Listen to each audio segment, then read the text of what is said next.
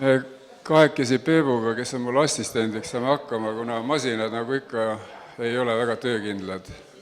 Nad on targad, aga nad on ka lollid. Ja vabandust, kas ma olen niikuinii juba, ma pean lõpetama varsti üldiselt, nii et aga seda kergem mulle. Nojah, mind siin juba esitleti, ma võin vist enda kohta veel nii palju öelda, et ma ei ole veespetsialist, ma ei ole ökoloog, ma ei ole bioloog, ma olen ajaloolane, etnoloog, hoopiski ehk kultuuriloolane. Ja selle teema juurde jõudsin ma täitsa juhuslikult eelmise sajandi lõpus, töötades pikemat aega Eesti Rahva Muuseumis ja siis viimastel kuudel seal veel töötades, ülekantud tähenduses. Tehes ühte ettekannet avastasin ma oma muuseumi arhiivist, mis on põhjatu, nagu ikka arhiivid, sellise osa, mis kannab nime sanitaartopograafiline arhiiv. See on tehtud Eesti Vabariigi alguses ehk 100 aastat tagasi umbes. Mõte oli selles, et kaardistada Eesti rahva tervishoidlikku või tervishoiulist olukorda. Ja üks küsimus selles pikas küsimuste paketis hõlmas ka meie praegust teemat, ehk siis kemmerguid, peldikuid, käimlaid ja üldse paljusid hügieeniküsimusi veel laiemalt ka loomulikult, aga nendest ma rääkima ei hakka, pane ole hea. Siin me näeme ühte elusat kemmergut, ilmselt eelmise sajandi keskpaigast, milliseid me võime Eestis näha veel praegu sadu ja sadu, võib-olla tuhandeidki. Lähme kohe edasi. Ja kui nüüd teemast rääkida üldisemalt, siis varasemal ajal Eesti talurahvas ja paljud rahvad, see vist ei tööta. Või töötab? Ei tööta. Ja ma ei tea, kas seda üldse vaja ongi. Okei. Et need loomulikud vajadused, mille pärast me käime seal käimlas, väljakäigus, peldikus, on ju meile kõigile ühised. Ja ega varasematel aegadel väga inimesed neid ei häbenenud, nagu kirjatükid ja mälestused näitavad.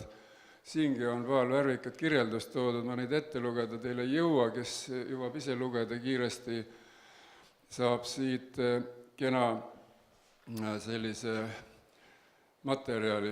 Aga põhiliselt see, millest ma täna teile räägin ja kuidas ma räägin, see on ilmunud ka ühes Eesti Rahva Muuseumi aastaraamatus artiklina loomulike vajaduste rahuldamisest. Ma ei mäleta, kunagi 2000. algul ta ilmus. Ja natuke ma olen teda muidugi muutnud, mitte tervikuna avaldanud siin, aga mõte oli selles, et jah, inimesed ei vajanudki neid kemmerguid nii hirmsasti ja nii intiimselt, nagu me tänapäeval neid asju ajame, see ei olnud viisiks, ega seda ei peetud tähtsaks. Ja see on ka paljude teiste rahvaste juures samamoodi olnud ja on ilmselt paljude teiste rahvaste juures praegugi niimoodi, et see ei ole nii intiimne, nagu meil siin läänemaailmas praegu on.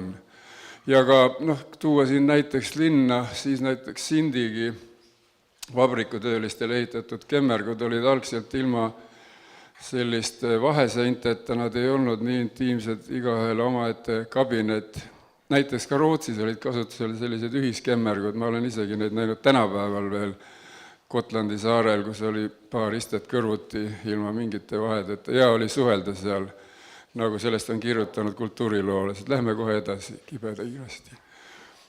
Nüüd Eestis sai ikkagi nende kemmergute ehitamine talurahva hulgas või siis laiemalt rahva hulgas alata alles siis, kui sellest käst tuli ülevalt poolt, sest keegi seda vabatahtlikult ette ei võtnud. See oli omaette jällegi tüli ja jällegi just need kultuurilised erinevused, millest siin ka eelpool on juttu mitu korda olnud, et inimeste harjumused on alati palju tugevamad kui need uued tuuled, mis siis puhuma hakkavad ühiskonna ladvas. Ja Eestimaa kuberneri eeskiri siis puhtuse pidamisest 1893 ütleb küll selgesti, et igas õues kaevatagu elumajast eemal iseäralik 2 arssina, see on umbes 1,5 meetrit, natuke vähem sügavane auk inimeste rooja ja mustuse tarbeks, ehk siis kemmergu auk lühidalt öeldes. Ja neid tuleb aeg-ajalt tühjendada, kinni ajada, kui vaja, ja siis uus auk kaevata jällegi. Ja nendes avalikes kohtades, kus suuremad inimeste kogunemisi toimus, sinna tuli samuti siis luua sellised paigad. Aga võime edasi minna. Aga üldiselt ega sellest nüüd väga tuld ei võetud ja hirmus tõsiselt neid eeskirju nagu ikka ja väga varmalt täitma ei asutud kohe. Aga jah, laiemalt võib ju võtta seda käimlat kui mingit piiriala looduse ja inimese või kultuuri vahel. Ja ega see Euroopaski nii hirmus vana nähtus üldiselt ei ole, kuigi antiikajal need olid ju olemas, aga siin vahepealne kultuurikatkestus võib-olla seda traditsiooniga, lõpetas siis. Ja alles 16. sajandil hakati neid linnades rajama, neid kemmerguid, peldikuid siis rohkemal määral. Ja tõsisemalt võeti need tualetid siis alles kasutusele niinimetatud valgustussajandil ehk 18. sajandil.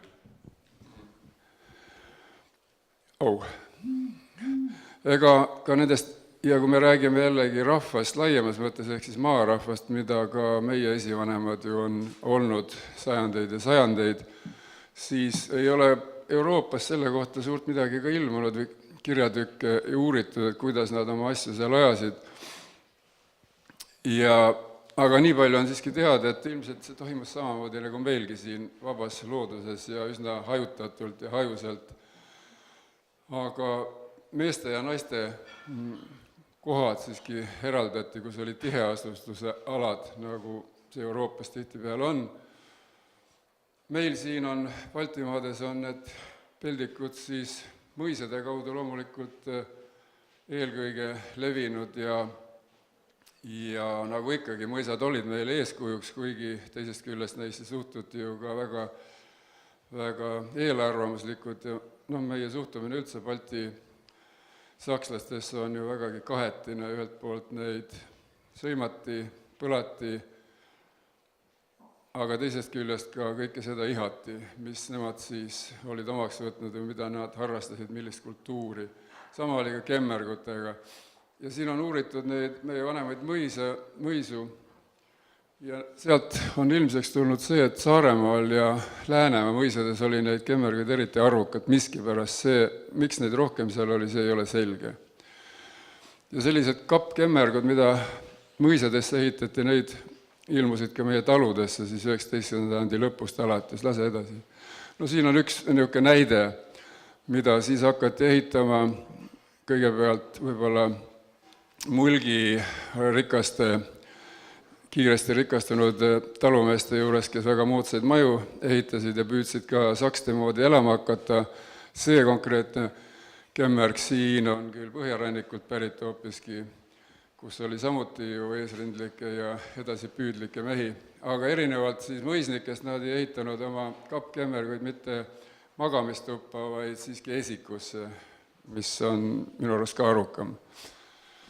Peldiku sõna on väga vana eesti keeles, juba 1660. aasta ilmunud Kösekeni saksa-eesti sõnastikus oli see sõna sees, aga tegelikult kemmerguteni või nende ehitamiseni laiemalt siiski alles jõuti 100+ aastat tagasi Eestis.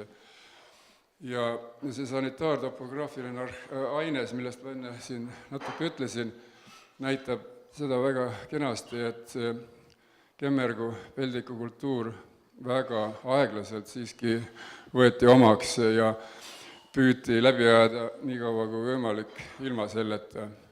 Vaata, siin on tore kaart, või tähendab tabel, mis näitab selgesti siis, kui palju meil oli üldse käimlaid, ütleme, et 100 aastat tagasi või natuke paar aastat vähem.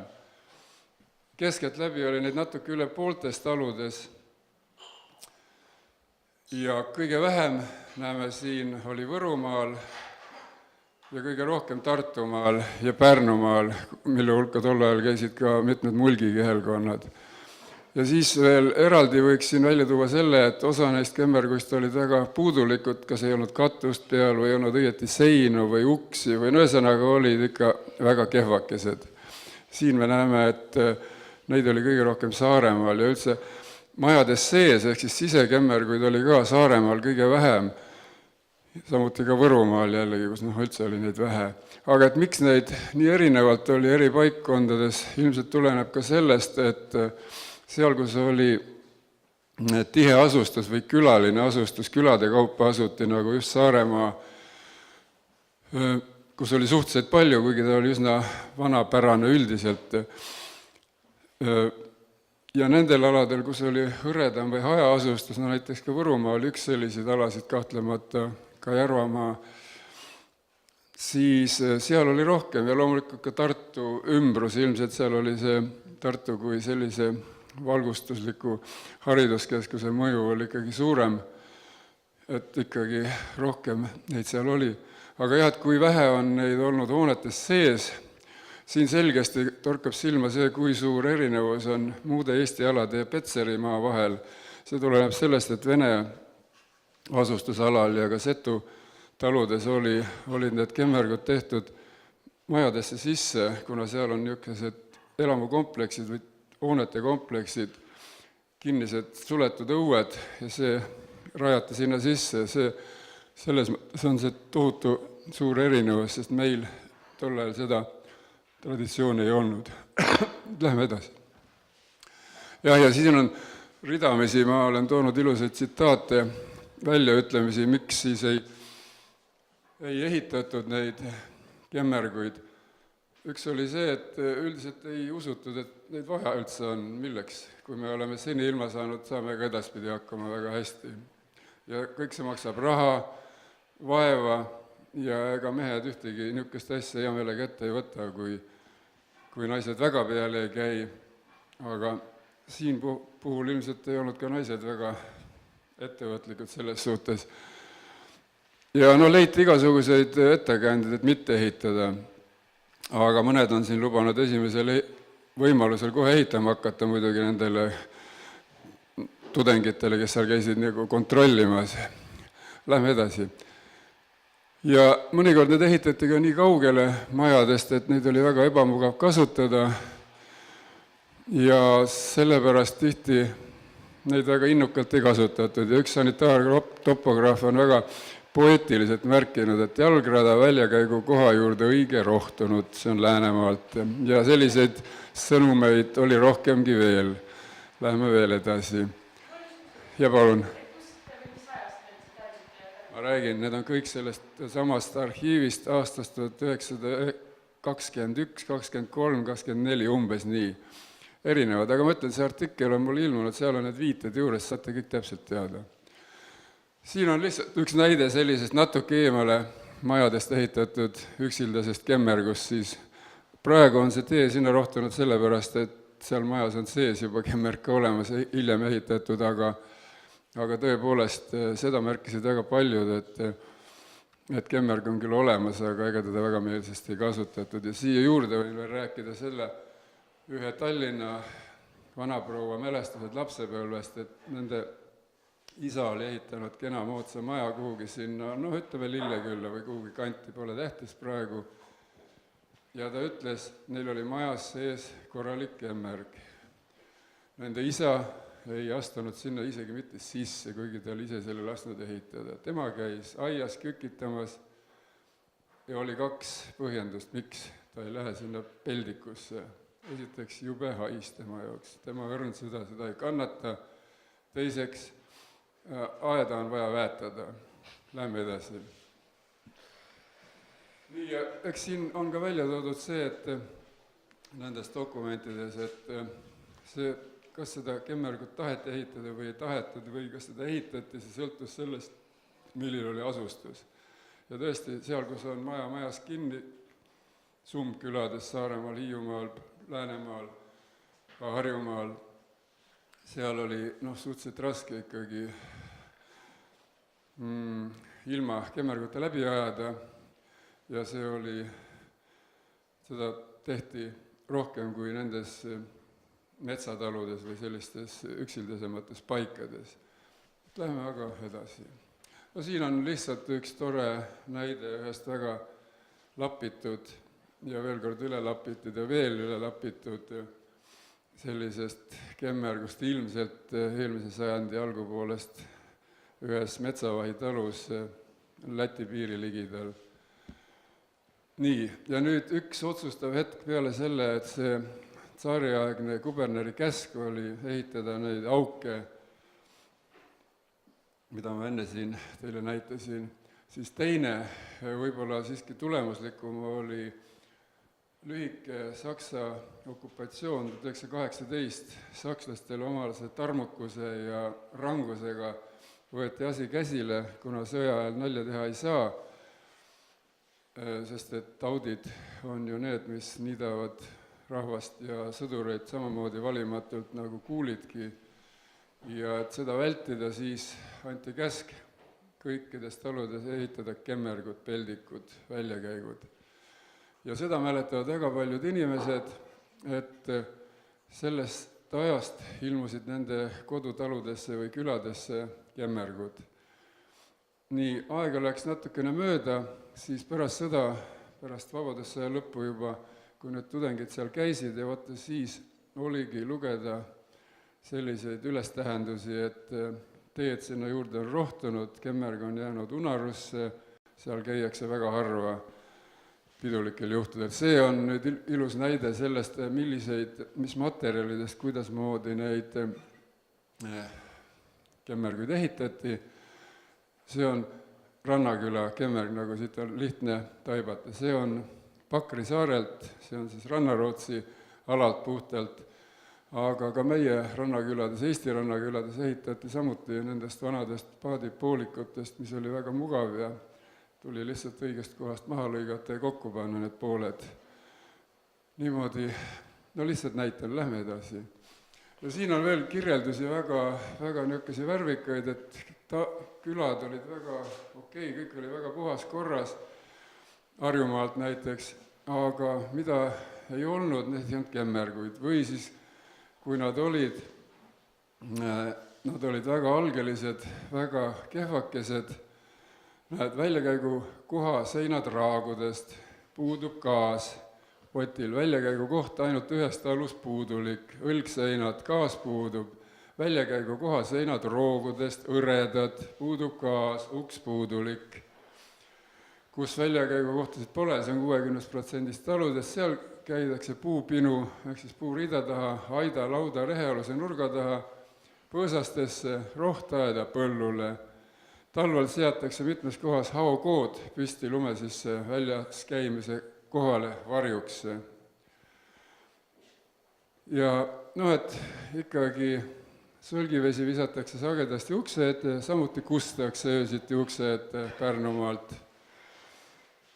Ja väljakäigu kohti näiteks Saaremaalt on külas 6 tükki, kõik enam-vähem puudulikud, auk maa sees ja kast peal. Kui auk täidetud, kaetakse mullaga ja kaevatakse uus, kuhu seesama kast peale pannakse ja nii edasi ja nii edasi. Taolisi kirjeldusi on kümneid.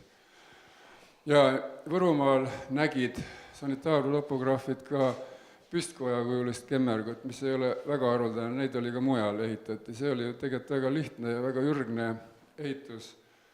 Konstruktsioon, mida ju kasutati mitmel otstarvel, aga ilmselt jah, kui oli käsk antud kemmerg ehitada, siis oli püstkoja variant üks lihtsamaid ja mul on vist üks pilt ka siin pärast tuleb veel. Seal oli need, talvel käiakse lattidest tehtud pilu, see oligi siis Võru seal kohalikus murdes see püstkoda. Pilu all on auk, pilu asub kuskil aiamaal, auk aetakse kevadel kinni, latid võetakse ära ja pannakse uude kohta üles. Ja nii edasi samas vaimus. No siin ongi, see ei ole Võrumaalt, see on hoopiski Läänemaalt, Mihkli kandist, see on seal Lääne ja Pärnumaa piiri peal, kus siis sellisel moel lahendati see probleem. Ja see ei olnud ainulaadne. Nüüd siin on veel seal Võrumaalt paar head sellist näidet, et talu väljakäigu koht on aiaga piiratud koht lihtsalt küüni taga. Väljakäigu koht asub lauda otsas õunapuu aias. On laudadest aiaga piiratud koht, kuhu käiakse harva. Mustust kaetakse kinni linaluuprügiga. Väljakäigu koht on lauda taga. See on laud aiaga piiratud maatükike, millele on katuseks paar kuubu õlgi peale visatud ja nii edasi, samas vaimus. Tegelikult ega ka linnades Eestis ei olnud see olukord ju väga roosiline sellise moodsa hügieeni seisukohalt ja see foto, mis siin praegu on, see küll illustreerib pisut varemat aega kui see tekst kõrval. See on 1913 tehtud Tartus Supilinnas Johannes Pääsukese ringkäigul. Ma võin teile öelda, et 1994 käisime täpselt samasuguses, võib-olla selles samas peldikus seal Supilinnas ja ta nägi sama kole välja kui siin selle pildi peal. Aga 30. aastatel oli omaette käimla, kas siis WC, ilmselt haruldasem, või kuivkäimla ainult 58% korteritest. Tähendab, muidu olid ühised sellised maja peale õues.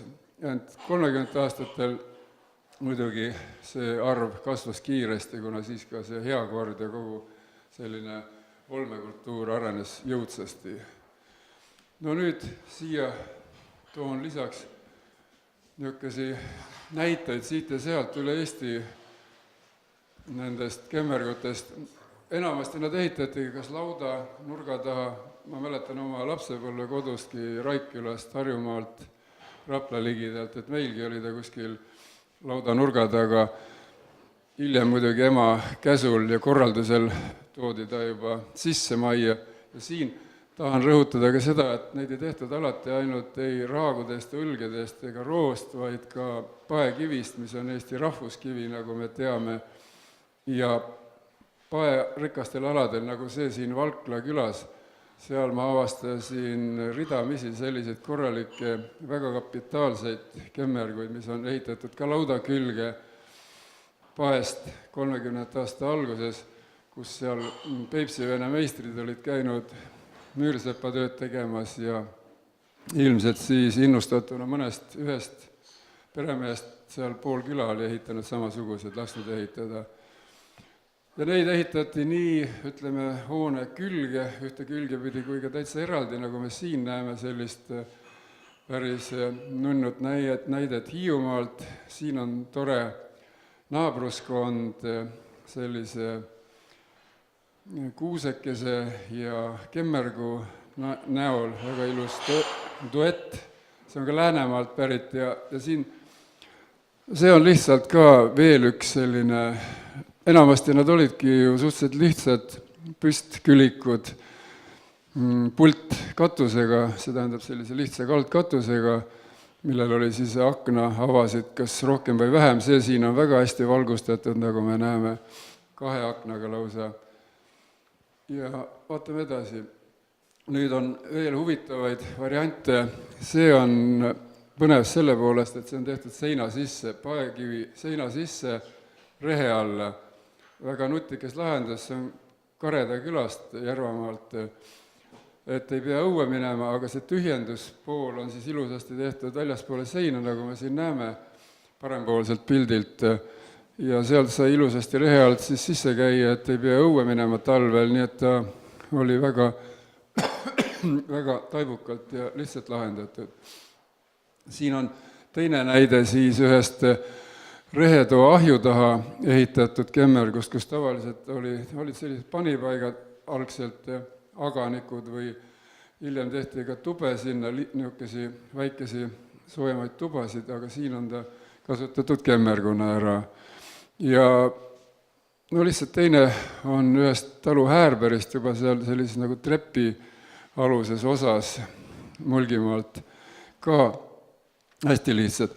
Aga veel arhitektuurilistest eripäradest või ehituslikest on see, et siin mõnel alal, kus oli tuulisem kant nagu Eismaa küla näiteks seal Lahemaal, seal on eeskojaga tehtud, et sa ei pea otse õuest minema või õue tulema kohe, vaid seal on väike eeskoda, nagu oli saunadel, saunavaja, siin on ka siis selle kemmergu ees samasugune.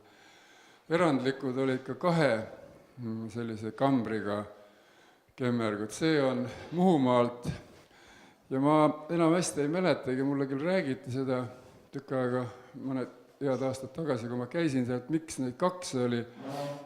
sagedasti oli muidugi see, et kui ühes suures majas elas mitu peret, ütleme pojapere ja siis vanemate pered, siis võidi teha kas sel põhjusel lihtsalt, et oleks nagu igaühel oma niimoodi.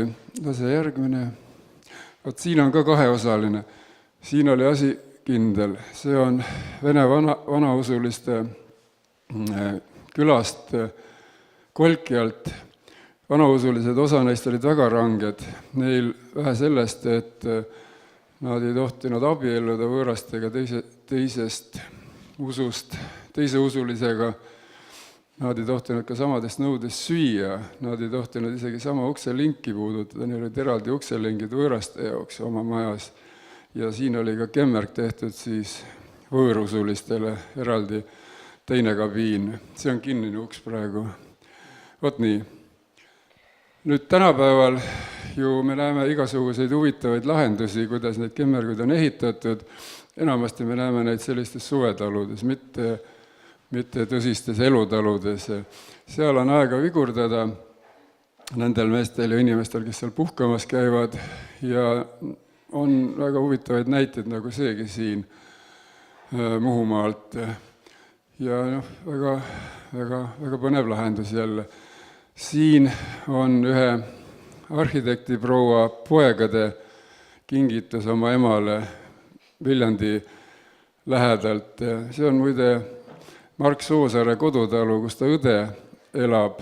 Ma muidugi 10 aastat tagasi käisin seal ja siis ta pojad olid talle teinud sellise toreda välikemmergu sinna ja küsimusele, et kas ilma ukseta või selle sulgemiseta ei ole külm või ebamugav. Ei, väga ilus on, sest poisid olid sihtinud selle ukseava täpselt läände, et väga ilus on loojuvat päikest vaadata seal. Ja et külm ka ei ole sugugi. No vaata, siin tuleb järjestikku neid erinevaid lahendusi siis, kuidas on neid tehtud ja see on ühe meie muuseumi restauraatori eelmise suve kätetöö oma suvekodus Hiiumaal ka väga läbimõeldud. Ja siia lõpuks siis mõned lihtsalt kontrastiks, et kes tahab kemmergut, kui on niivõrd vaimustavad vesipeldikud välja pakkuda uutes ja moodsates majades, või siis taoline jällegi ülimodernne lahendus. Aga täna siin neid Taani näidiseid vaadates, siis ma arvan, et tahtjaid jätkub ka teistsugustele kemmergutele. Nii et see oli väga kiire, ülikiire läbilõige sellest, millest ma tahtsin rääkida. Jaa, viimane slaid on ka palju ütlev. See on möödunud aastal, vist see oli Maalehes ilmus selline väike statistiline ülevaade siis Eesti olmeoludest siin ja muuhulgas olid ka seal veeklosetid siis välja toodud. Ja siin me näeme ka, kui suured erinevused kõigele ühtlustumisele vaatamata on Eesti eri paikade vahel. Siin ei ole muidugi inimestega tegemist, vaid kõigi elanikega ja selge see, et Harju maakond, see on ju Tallinn suurelt osalt. Ida-Virumaa on samamoodi linnaline elanikkond, Tartumaa samamoodi, no Rapla mitte nii palju, aga siiski. Ja näeme, et veeklosette on kõige vähem just nendes kõige maalisemates või külalisemates paikkondades. Need ongi siis Hiiumaa, Saaremaa, Põlva ja Jõgeva, kus on ju vähe linnu ja üldse linnalist sellist paiknemist. Nii et neid kuivkäimlaid meil siiski veel leidub ja mitte vähe, aga ilmselt ka mitte piisavalt, et puhast vett säästa sellisel määral, nagu me siin täna sellest oleme juba kuulnud ja ilmselt ka kuuleme edaspidi veel. Nii et see oli minu väga liiga kiire ülevaade asjadest, aga aitäh teile kuulamast.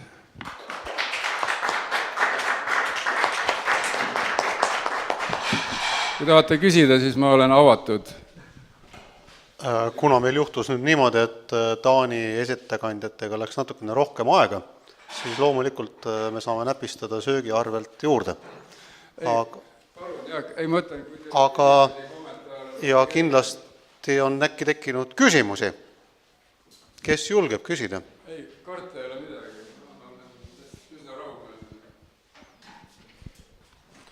Ma annaks sulle selle, kui ma lähen kõndima siit, siis aga üks 10-15 sentimeetrit teeb. Aha. Nii, kas keegi tahab midagi küsida? Julgeb? Täiendada. Jaa. Ma tunnen, et ma olen väga õnnelik inimene, sest minu peres on ka vesiklosetil täiesti ajalugu, et esimesed 10 aastat kasutasime me peldikut, sest see oli väga kasin ehitis meie puukuri kõrval. Siis, kui ma sain 10-seks, siis me ehitasime väga uhke ehitise, sellise kollase, suure, seal oli laud ja lektüür ja seal oli ruumi, seal oli aken, me nägime seal kõike ja erinevalt siis sellest, et kui tänapäeval me paneme ust kinni, kui me oleme seal sees, siis seal me tegime ukse lahti ja siis, kui uks oli lahti, siis me sinna ei lähenenud, sest me tahtsime ka vaadata, mis õue peal toimub. Siis sai sellest kambrist meile kemmerkamber, me kasutasime siis sellist kaunist sõna. Ja kui ma siis hakkasin liginema kuskile 20-ndatesse, siis alles jõudis meie perre siis vesiklosett. Ma kasutan seda sõna valesti, see on veeklosett, aga vesiklosett kõlab paremini. Aitäh teile! Selge, eks ma arvan, et siin on paljudel, kes on üle 20 aasta vanad analoogilisi kogemusi, ka mina olen väga pikalt kasutanud lihtsalt kui kemmergut ehk peldikut, kas sees või väljas, see ei olegi oluline, aga see kõik on mullegi väga-väga tuttav. Ja raamatud peavad seal absoluutselt kindlasti olema. Ma olen Järvamaalt ja Karedaküla lõunaotsast. Karinu? Heiki, ei Karedaküla lõunaotsast. See on Esna vana vallamaja. Ja neid vallamajasid, neid ehitati vanale Järvamaale pea 20 ja neis kõigis olid tavalised, aga hoonesse sisse ehitatud. Ja see oli käsk, nagu ma siin lugesin teile seda kuberneri käsku, et need peavad olema seal kõigis seda see oli tsaari ukaasiga oli ka juba määratud. Aga nüüd on jah see Esna vallamaja, kus kohas me MTÜ Karesseniga toimetame liideri rahastuse toel. See nüüd on meil ka see siis vesi sees ja vesi väljas.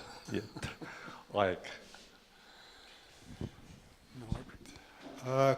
Kus kohast on tulnud see, et peldik on saanud endale halva kõla, et kui te olete kindlasti uurinud, et mis moment on see, et ta on nii-öelda läinud ja öeldakse, et sul on auto nagu peldik, on ju nähe? Siin, jaa, ma just eile lugesin need materjali, sealt veel mõnda üle nokkisin siia välja huvitavaid detaile tänaseks, siis ega seda kuskilt täpselt ju niimoodi ei saa paika panna, kelle juurest ja kus see alguse sai, aga ilmselt see, ma arvan, et sai ikkagi sellest, et tihtipeale need olid suhteliselt kehvakesed, nagu ma siin teile lugesin ja rääkisin, ja nägid suhteliselt koledad välja, ütleme niimoodi, ei neid puhastatud ega neist suuremat hoolitud. Ilmselt see tuligi sellest, et inimestel puudus see harjumus tegelikult neid hinnata ja väärtustada kuidagi ja siis see kandus üle sellele nimele ka, mis kunagi ilmselt oli täiesti õilis ja puhas, siis kui ta 1660 Eesti sõnastikus juba figureeris, aga aja jooksul ilmselt nihkus see tähendus niimoodi selliseks halvustavaks, et kuradi peldiki. veel omalt poolt kommenteerida seda sama slaidi, sest et ka minul on osalus olnud selle protsendi kujunemises. Need on tulnud siis viimasest rahvaloendusest, kõik mäletavad, et see oli esimene Eestis, kus inimesed said juba veebi kaudu oma siis andmed kõik ära edastada ja täita, kuid mingi hulk rahvastikust loendati hiljem siis nagu järelloendusega ja ikkagi rahvaloendajad käisid nii-öelda põllul ja mina olin ka üks nende hulgast, kes oli vaba aega ja võtsin endale siis täiendava töö ja käisin üks läpakaga siis talust tallu, majast majja, vaatasin punktikese, et see on veel loendamata ja käisin siis küsimas. Ja ma nägin seda küsitlustabelit või kogu seda ülesehitust, kuidas inimeste käest andmeid koguti. Ja nüüd ühtepidi, kuidas see küsimustik on üles ehitatud ja kuidas seda küsimustikku hiljem ka interpreteeritakse. Et kui öeldakse, või küsitakse inimeste käest, kas teil on vesi seal majas olemas, ja kui ei ole, siis koheselt pärast interpreteeritakse seda kui, et järelikult on neil siis olud kehvad.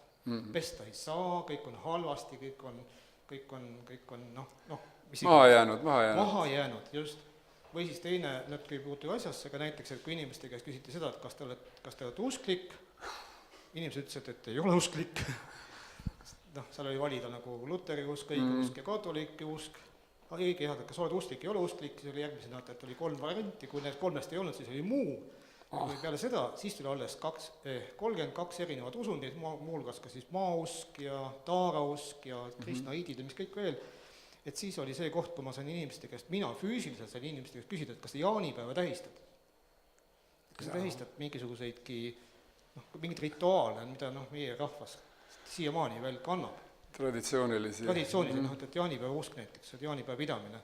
Ei, tegelikult ma ikka usun küll, jaa, aga mul on täitsa nagu, ei, ka kirikus ma ei käi, aga see maausk, pange see sinna. Ehk siis mina, kes ma olin see füüsiline isik, mina sain seda natukene mõjutada, niisamavõrd kui ka sai mõjutada seda kohta, et mis oli seal mingisugune hügieeni küsimus või vee küsimus, et sellest natukene see muutus, kuigi jah, see suur pilt sellest ei muuta. Minu näpujad on väga väiksed seal juures, aga see kõik on tulnud jah sellest, et küsimustik ise on tehtud, ma ei ütleks, et kallutatult, aga seda peab võtma väikse distantsi.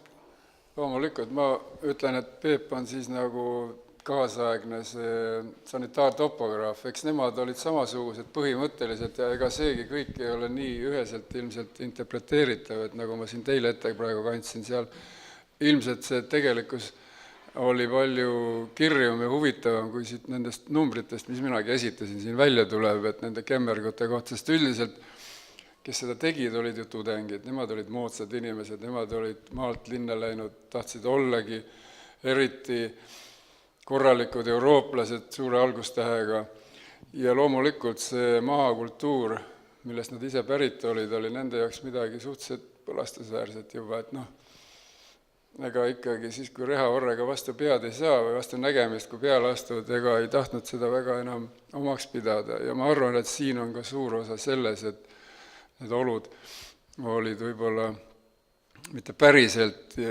sellised, nagu siit nendest numbritest ka välja tuleb, aga siiski suhteliselt palju erinevad sellest, mida meie oma eluajal oleme kogenud ja näinud ja teame. Aga igal juhul huvitav materjal on see seal Eesti Rahva Muuseumis, seda tasub teistelgi minna sinna uurima, sest mina võtsin ainult paar asja sealt välja ja püüdsin selgusele jõuda.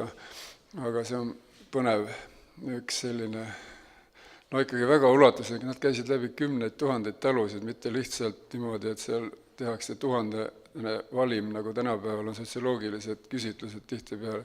Aga nad käisid oma silma ja kõrvaga, kuulsid, nägid, vaatasid, katsusid, nii nagu Peep.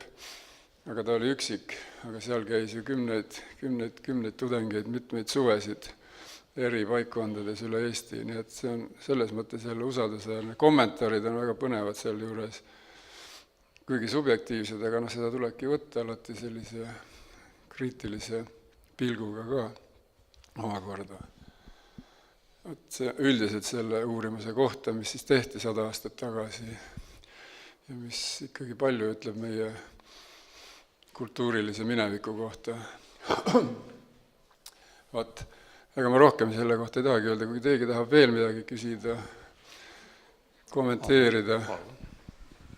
Ja üks kommentaar, et kui meie paarkümmend aastat tagasi läksime maale, siis esimene asi tehti ka kuivkeimla, aga suvel hakkas ka kasutamine soiku jääma, sellepärast, et kui kartulipõllud tehti, siis selgus, et väga head kartulipõllud said ja sigadele ka meeldib. Ja küll me üritasime, panime, isa tegi selle särgi, mis oli siis väga higine ja nii edasi, kui iga õhtu ei vahetanud, sead tulid jälle ja siis võtsime nii-öelda sigade enda keeles hakkasime rääkima ehk territooriumi märgistama, et võib-olla üks põhjus, miks põllu äärtes käidi vanasti, oli ka see, sest sead said aru sellest. mõistsid teie keelt. just. Ei ole välistatud, jah. Aga tõepoolest see kestis ikka päris kaua, selline põllul ja aiamaal ja siis talviti muidugi ei käidud ju põllu peal külma käes, vaid käidi laudas ja siis oli see selles mõttes väga mugav ja ilmselt oligi sellest kemmergust, mis sisse toodi või juurutati palju mugavam, sest ta oli palju soojem, sest need kemmergud on ju ikkagi need vanad laudputkad, nagu me nägime, on talvel ikka väga külmad ja ebamugavad kasutada, eriti lastel. Aga siis kasutati muid variante vägagi meelsasti. Nii, aitäh. On küsimusi? Kaamera tütarlapsel on küll, tema hoiab kaamerat, vabandust, ma nägin kätt. Nii, aitäh!